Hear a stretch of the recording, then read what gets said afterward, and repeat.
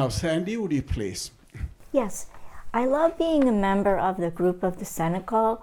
I look forward to Friday morning, getting up, going to Mass, doing our prayers, the Rosary. I feel very close to Mother Mary during our meetings. And I also feel when we go downstairs to discuss the message, which always seems like the appropriate thing that's happening to with what is happening in this time frame.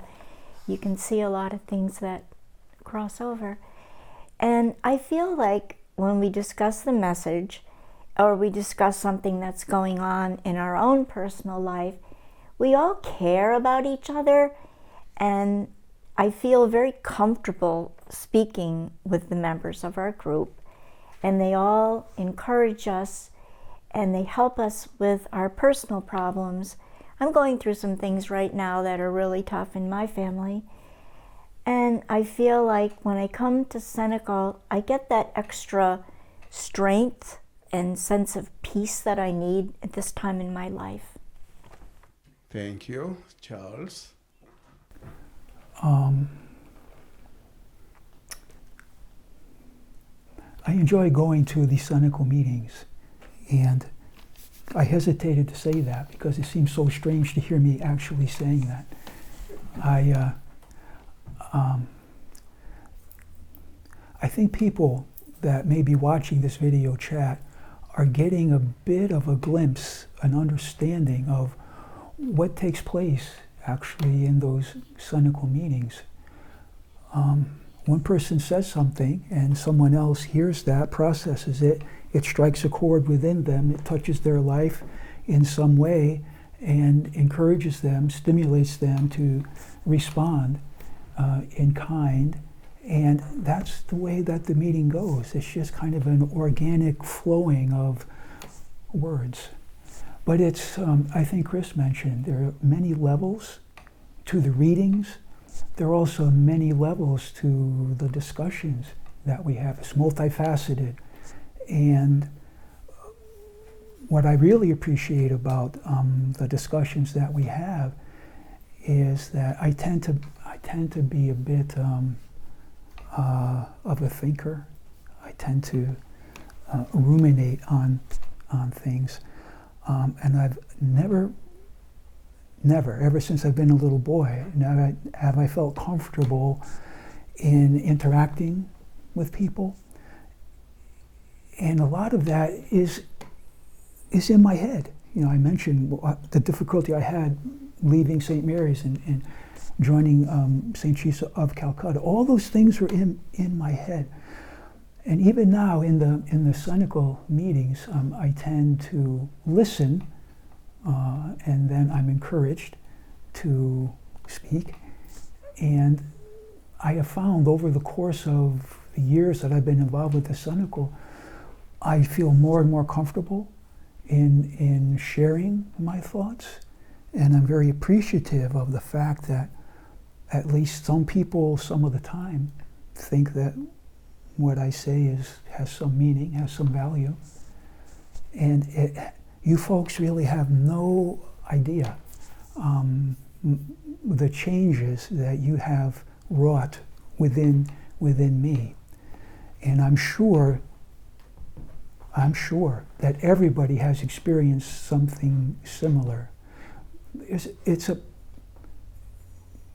a process of transformation that takes place. You know, we go into the meeting one kind of person. Something happens inevitably within the course of the discussion that we have, and we leave different people, hopefully for the better.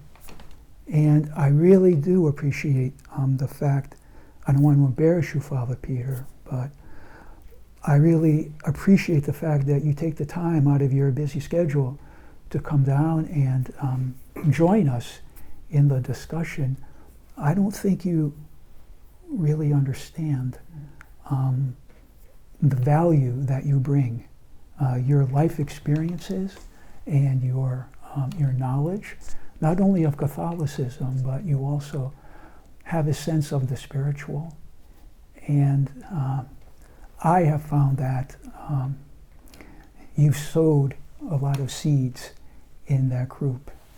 And sometimes my soil's a little rocky, sometimes it's a little bit more cultivated, but I always feel enriched after the meetings that we've had. Thank you, Charles. Angie, it is something more about, because you speak during the meeting, so it is about that, yeah. It's very difficult to follow Charles. I find myself being a more faithful Catholic.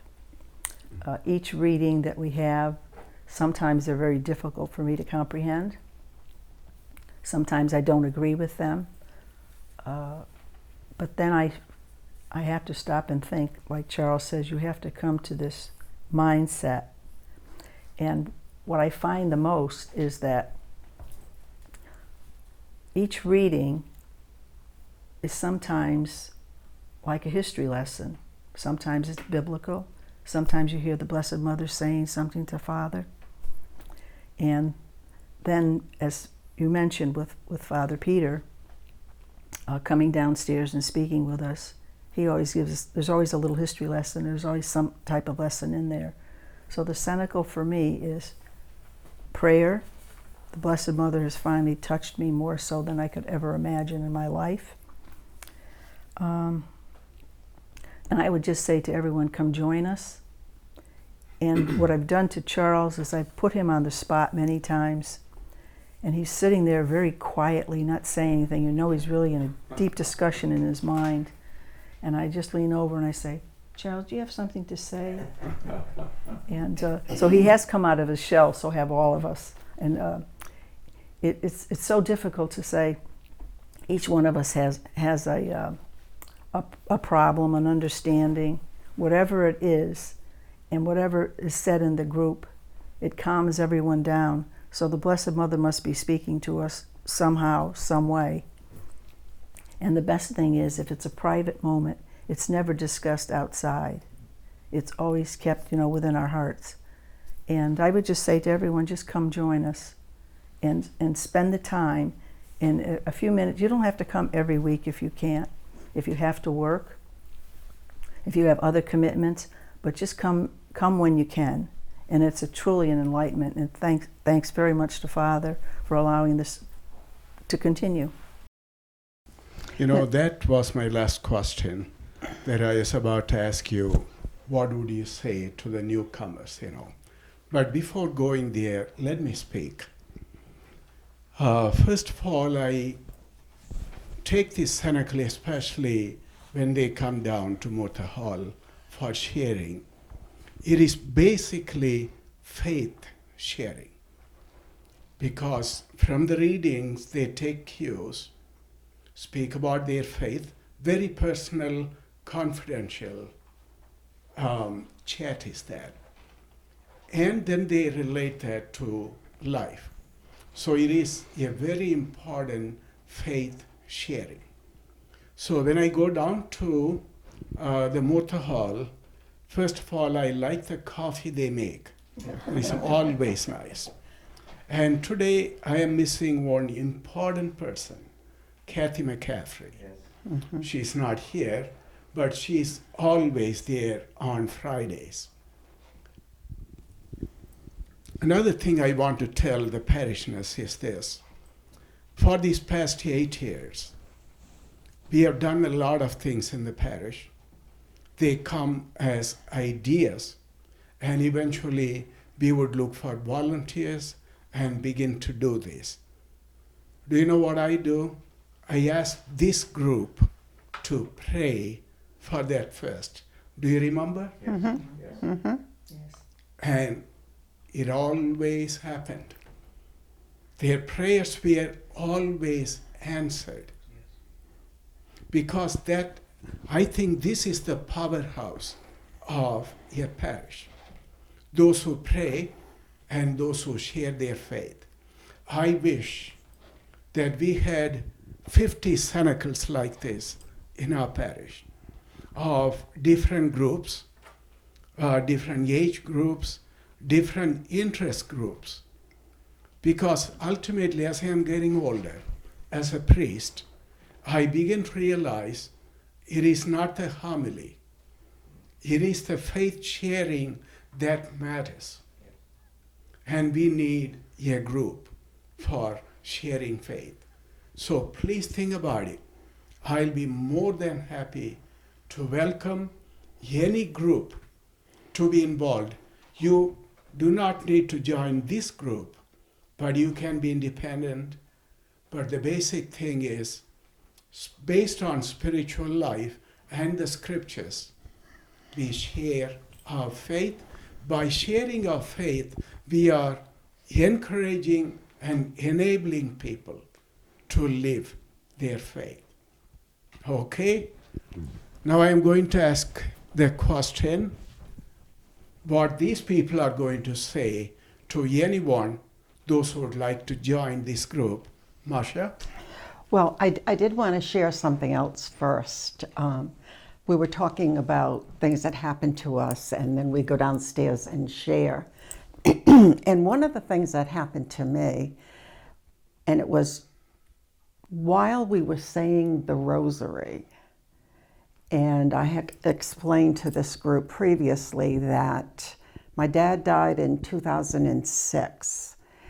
And since he died, I always pray when I go to Mass, when I first get there, and if I remember, I do it before communion for my father to come to communion with me, and I pray for, all the saints and the angels and all the priests, all the deceased. I pray for everybody to come to communion. And I've been doing that since 2006. And during Cenacle, about a year and a half ago, no, it's got to be 2.5 years ago, we were in the middle of the rosary, and all of a sudden in my mind flashed this vision. And it was 4 people, and I couldn't see them because they were silhouettes, but they were one behind the other. The third person leaned over, he had his hands like this, and he smiled, and it was my dad. And he was a lot younger. He was in line to go to communion. That was Mary telling me I remember that. my prayers were I answered. remember when it happened. My prayers were answered. What a great experience that was, and I got to go downstairs and share it. It was just, it made me so happy. Thank you, Marsha. Now, Chris, what would you like to say to people, those who would like to join you or start a group? Well, it's, so much has already been said. I feel like I'm repeating. What I would say though, and I've been blessed. I've been lucky. I've traveled all over the world. So I've been to many places, and I've always felt most comfortable and at home here in this parish. There's something about this, and what it is, Father, is exactly what you said. It's the people. It's not the homily, but there's something about this group that, I think the best way I can explain it is how much I missed them during COVID. When we all got back together, I think that's why it was so powerful last week, because we had only just started up again recently, and we hadn't done it for so long, and there was just this feeling. Didn't you feel it? There was this feeling after, just at the end, there was a coming together, and so if you're open-minded, just come along, and maybe you'll feel it, maybe you won't. It's not for everyone, but there is definitely something special about this group. Thank you. Charles, please. I appreciate the fact that I can come and join a group of people and speak about things that are important to me. And I'm talking about, I have very little interest in mundane things, the everyday aspects of life. I've always tended to think about more ethereal kinds of things, philosophy and psychology and things like that. And I can do that here. My comments are welcomed, and I appreciate what other people have to say. I mean, my goodness, what Chris was saying about his experience at Medjugorje, what Marcia was saying about her experience seeing the vision of her father, what other people have said. I thrive on these kinds of things. This is like spiritual food for me. And if anyone is interested in I'll use the word supernatural for lack of a better term. Some people get a little frightened about that word, but the supernatural aspects of life, develop a spiritual sense, a sixth sense. We're tied to this world by our 5 natural physical senses. It's the sixth sense that I've heard Father Peter use this term many times. It's our sixth sense that raises up above the clouds. It's above the clouds. That's where we can meet God. That's where we can meet. No, that's not true. That's not true. It's not only above the clouds, it's also here and now, with our feet firmly planted on the ground. Like St. Teresa of Calcutta, she went into the darkest places in Calcutta. And what did she do there? Yes, she gave food to people. Yes, she gave medicine to people. She gave bedding to people. She cared for the sick. But the reason she did it was because she was looking to see the face of Christ in those people. And as I'm sitting here and I'm processing what I'm saying to myself and to you folks, that's the sense that I get when I'm involved in this Cenacle. I'm seeing Chris, but I'm seeing something more than Chris. I'm seeing Mary Ellen and Angela and Sandy. I'm seeing all these people, but there's something more there. And I think that's what, Chris, that's what you're talking about when you say you've traveled the world, but there's something special about this. There's just, walk into the church, formerly called Our Lady of Sorrows. You walk in there, there's a sense of peace. I used to think it was because of the colors of the walls. It's very soothing. The way that the pews are laid out, they're on a bit of an angle. You know, it's not.